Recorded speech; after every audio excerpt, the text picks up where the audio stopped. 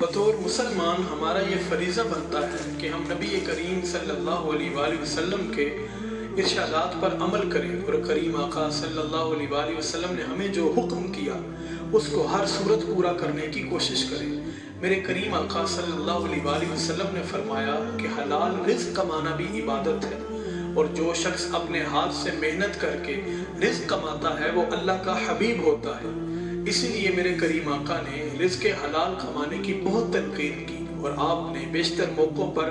ایسے ملفوظات جاری فرمائے جس سے یہ بات پتہ چلتی ہے کہ حلال رزق کمانا کس قدر ضروری ہے۔ نبی کریم صلی اللہ علیہ وآلہ وسلم نے یہ ارشاد فرمایا کہ جو جسم حرام پر پلتا ہے، یعنی کہ جو گوشت حرام پر پروان چڑھتا ہے، وہ جہنم کا زیادہ مستحق ہے۔ یعنی کہ ہمیں یہ ہر وقت کوشش کرنی چاہیے کہ ہم رزق حلال کمائیں۔